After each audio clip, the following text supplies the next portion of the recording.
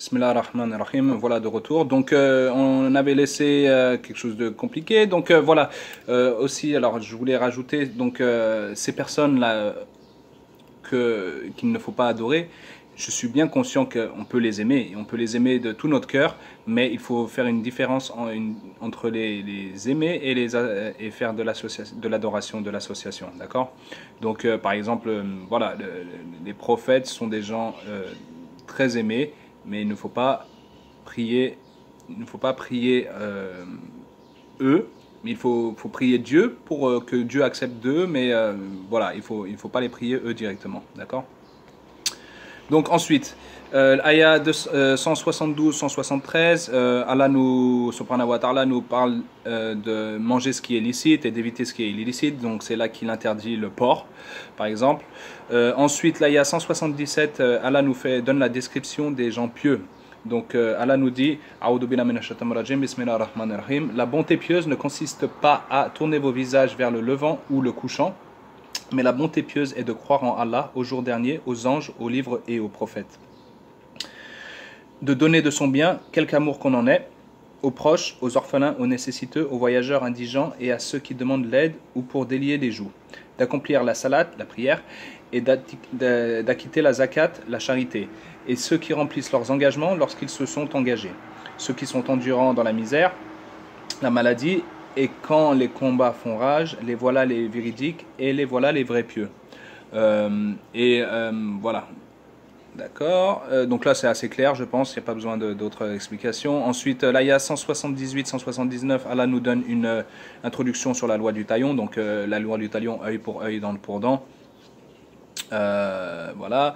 Ensuite, l'aya 183 à 185 plus l'aya 187, l'aya nous parle du jeûne et du mois de Ramadan. Donc voilà. On va reparler de ces ayats dans la vidéo suivante, la vidéo que les chefs religieux ont fait. Voilà. Ensuite, ayah 186, Allah nous dit, subhanahu wa ta'ala nous dit qu'il est tout proche quand on l'implore. D'accord? Ensuite, alors, ayah 191, qui est complété plus tard par l'ayah 217 et 218.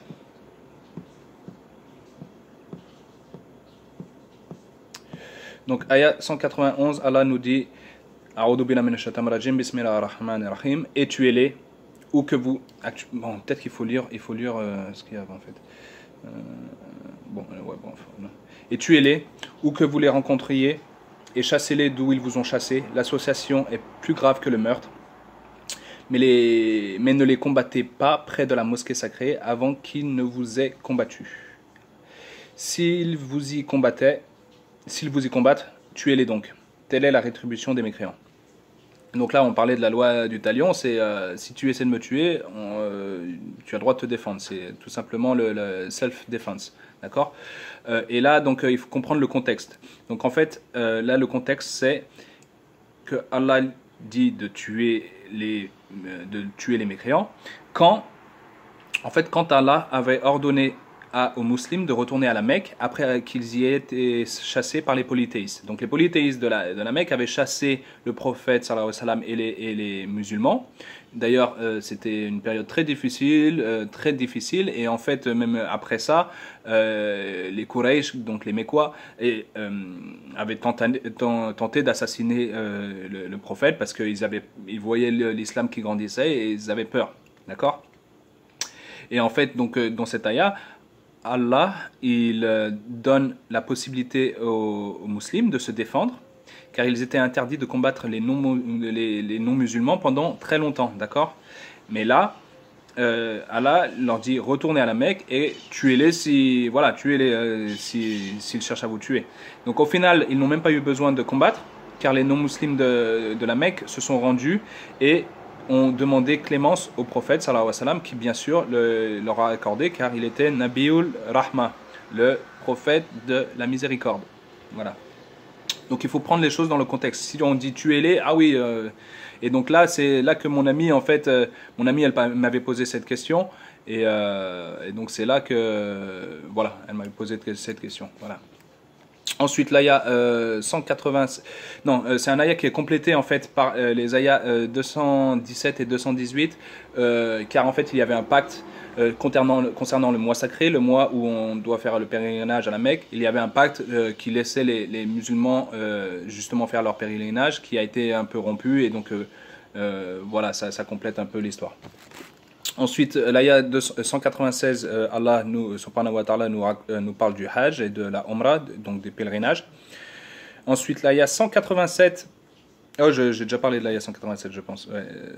Non, pardon, j'en ai pas parlé. J'ai loupé l'aya 187 où Allah, quand il nous donne des règles sur le jeûne, il nous dit que nos femmes sont un vêtement pour nous, et que nous sommes un vêtement pour elles. Donc en gros, un vêtement, ça sert à quoi? À te protéger des intempéries, ça sert à te tenir au chaud, et donc en fait, voilà, il y a une certaine relation de protection entre des époux, et une certaine relation d'amour, bien sûr, d'amour et de toutes les qualités qui vont avec.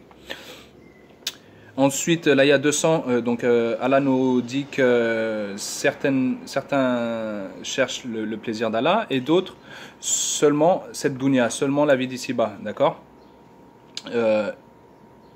Donc l'aya 200 qui dit exactement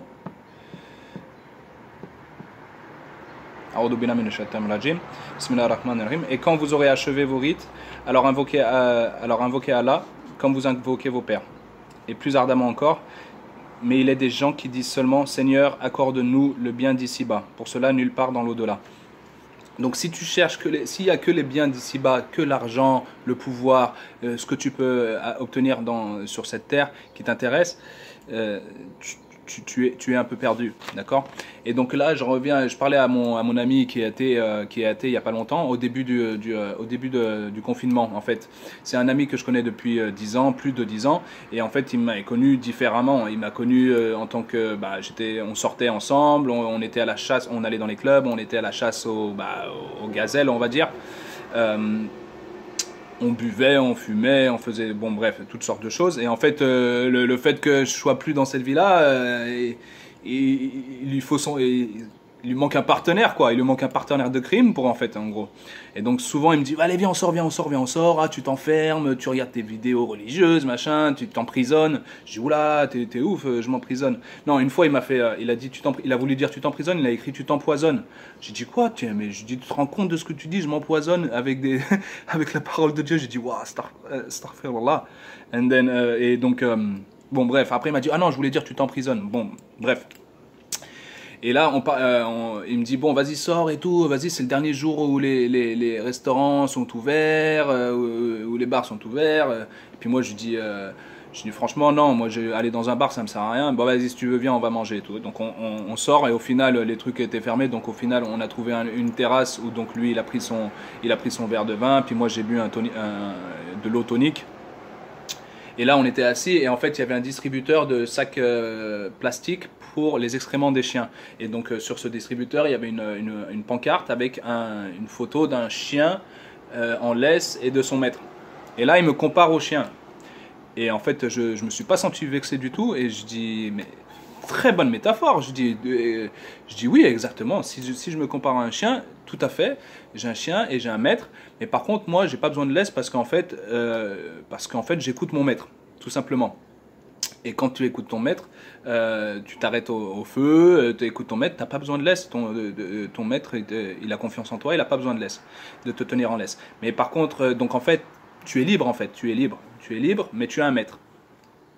Mais celui qui a le chien qui est en laisse, donc c'est un chien qui se sent pas libre parce qu'en fait, il est toujours attiré par tout ce qui l'entoure, partout, par les sorties, les clubs, les filles, tout ça. Donc il y a la laisse, et ça, la laisse le retient. Et donc il a un maître, mais il a des difficultés, donc ils se sont enchaînés, d'accord?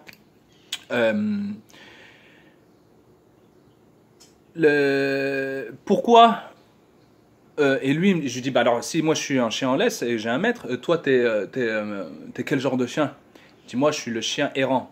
Je dis, ah ouais, le chien errant. Et je dis, mais franchement, un chien errant, souvent quand je les vois, ils ont l'air tout fébriles, il leur manque une patte, ils sont tout maigres.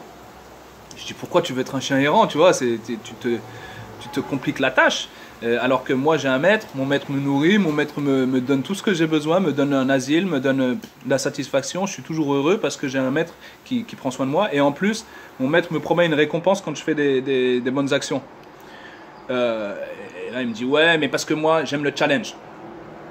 Je dis, mais le challenge de quoi? Le challenge de vivre en galère, de se trouver sans logement des fois, de se trouver sans nourriture, d'être tout maigrichon, de se prendre les aléas de la vie et n'avoir aucun support. Parce que j'étais en Thaïlande, les chiens, il leur manque des pattes, ils se prennent des voitures et ils ont aucun support. Je dis, ouais, mais j'aime le challenge. Je dis, ok, mais bon, tu veux le challenge, mais vers quel but? Parce que quand tu veux un challenge, il faut qu'il y ait un résultat, il faut que tu aies un challenge pour obtenir quelque chose. Je dis, non, j'aime le but, c'est juste le challenge. Je dis, ouais, il n'y a pas de logique là-dedans. Je dis, bah, parce que quand tu es un chien, que tu sois en laisse ou libre au pied, et que tu écoutes ton maître, tu attends la récompense. Tu attends la récompense de ton maître. Mais si tu veux juste du challenge et que tu ne crois pas en la récompense, quel est ton but? Quel est ton but? Pourquoi? Et en fait, je me dis, ben en fait, il veut le challenge parce que il croit que ce challenge va lui apporter du bonheur. Donc il est à la poursuite du bonheur. Mais le problème, c'est que le bonheur ultime, c'est une chose qui n'existe pas. Donc même si tu crois qu'aller en club, que de boire, d'avoir multiples conquêtes, ça va t'amener du bonheur, tu te trompes. Parce que tu te trompes. Le bonheur ultime, tu auras des périodes de bonheur à un moment et bam, tu auras des périodes de malheur. Et tu vas pouvoir obtenir des choses parce que Allah, il est Rahman, il donne de la miséricorde même à tous les êtres humains, même aux gens qui ne croient pas en lui. Il lui donne des bienfaits, il lui donne de la miséricorde.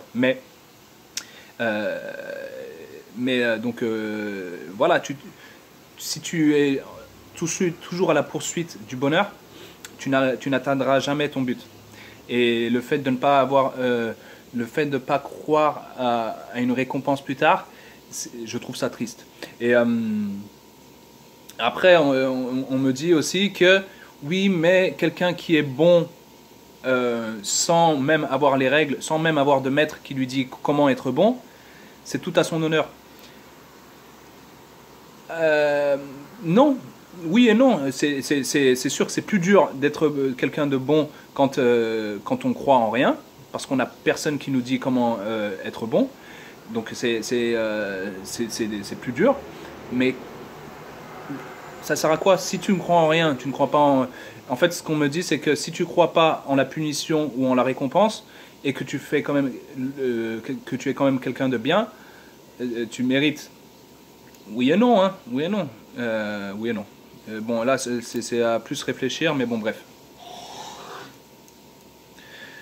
Ensuite, ayat suivant, ayat 214, où Allah nous parle des épreuves de la vie, donc il nous parle de la misère et de la maladie, et donc en fait, voilà, les épreuves de la vie comme le chien errant. Le fait d'avoir un maître, quand tout va bien, tu as un maître, tu as quelqu'un à qui remercier, tu as quelqu'un en qui avoir de la gratitude, et quand tout va mal, quand les épreuves t'atteignent, tu as quelqu'un qui te donne de la force, qui te soulage et qui t'accompagne dans ces épreuves. Et ces épreuves, quand tu crois, tu sais que les épreuves que Allah t'envoie, il t'envoie ces épreuves parce qu'il a la sagesse et il sait que tu peux surmonter ces épreuves. Voilà. Ensuite, donc en fait, en ayant de la patience dans les épreuves, c'est là la vraie réussite. Donc ensuite, l'aya 215 où Allah subhanahu wa ta'ala nous dit comment dépenser de nos biens, donc envers les parents, envers les proches, envers les orphelins, envers les pauvres et les voyageurs. L'aya 219, donc c'est un des premiers ayats qui va nous interdire l'alcool. Donc dans l'aya 219, Allah subhanahu wa ta'ala nous dit que le vin et les jeux de hasard ont quelques avantages. C'est vrai, il y a des avantages, mais le péché est plus grand que l'utilité. Donc là, pour l'instant, c'est tout ce qu'il dit. Parce que il faut savoir qu'à l'époque, les gens aimaient beaucoup l'alcool et que justement, il fallait y aller à pas de bébé, voilà, pas à petits pas. Donc voilà, là, l'alcool n'était pas encore interdit, mais on dit que c'est un péché. Voilà. Ensuite, donc, il y a beaucoup d'ayats où Allah nous parle des lois sur le mariage et sur le divorce, beaucoup d'ayats sur des lois sur le divorce. Et là, on arrive à l'aya 223 qui peut prêter un peu à confusion si on ne comprend pas vraiment et si on a et certaines personnes peuvent s'en servir à des fins qui ne sont pas attendues. Alors, à l'aya 223, Allah subhanahu wa ta'ala nous dit A'udhu billahi minash shaitanir rajim, bismillahir rahmanir rahim. Vos épouses sont pour vous un champ de labour. Allez à votre champ comme vous le voulez et œuvrez pour vous-même à l'avance. Craignez Allah et sachez que vous le rencontrerez en fait et fait gracieuse annonce aux croyants. Donc là, quelqu'un qui a un esprit un peu tordu va dire Dieu me dit de labourer ma femme comme je le veux, voilà, quand je le veux, quand je veux, comment je veux. Et donc non, c'est pas ça. C'est juste qu'à l'époque, il y avait certains juifs de Médine qui pensaient que certaines positions sexuelles allaient influer sur la formation de l'enfant. Il disait que, par exemple, bon, allez, je vais pas tourner autour du pot, la levrette, il disait que ça allait déformer les enfants. Et donc, en fait, Allah, il révèle cette ayah, subhanahu wa ta'ala, pour nous dire que toutes les positions sont autorisées, mais que l'anus reste prohibé, bien sûr. Ensuite, l'ayah 228 qui peut aussi prêter à confusion. Donc Allah subhanahu wa ta'ala nous dit A'udhu billahi minash shaitanir rajim, bismillahir rahmanir rahim. Et les femmes divorcées doivent observer un délai d'attente de 3 menstrues et il ne leur est pas permis de taire ce qu'Allah a créé dans leur ventre et si elles croient en Allah et au jour dernier et leurs époux seront plus en droit de les reprendre pendant cette période s'ils veulent la réconciliation. Quant à elles, elles ont des droits équivalents à leurs obligations, conformément à la bienséance. Mais les hommes ont cependant une autorité sur elles, et Allah est puissant et sage. Donc les gens vont dire, ah, les hommes ont une autorité sur les femmes, les hommes sont supérieurs aux femmes. Non, c'est pas ça du tout ce que ça veut dire. Donc déjà, premièrement, chacun, homme ou femme, on a des droits et des responsabilités. Donc déjà, c'est le premier point. Deuxième point, c'est que ce n'est pas une déclaration universelle, les hommes ont une autorité sur les femmes, non, mais c'est dans un contexte bien précis, d'accord. Et dans ce cas particulier, le contexte est de renouer après un divorce. Donc l'homme a un avantage sur sa femme de pouvoir reprendre sa femme, d'accord. Mais Allah reste l'autorité ultime, d'accord. Et donc ces droits et restrictions, ils sont pleins de sagesse. Il faut juste voir la sagesse et il ne faut pas prendre les choses hors de leur contexte, voilà. Ensuite, dans l'ayah 245, Allah nous dit que, en fait, chaque chose faite pour satisfaire Allah, Allah subhanahu wa ta'ala nous le rendra multiplié. Donc chaque chose que tu fais dans le but de satisfaire Allah, Allah te le rendra. D'accord ? Ensuite, il y a plusieurs ayahs, dont l'ayah 251 qui nous parle de l'histoire de David contre Goliath. Et donc que Allah subhanahu wa ta'ala il renforça les croyants malgré leurs désavantages. Donc c'est tout pour mes réflexions sur ce juz.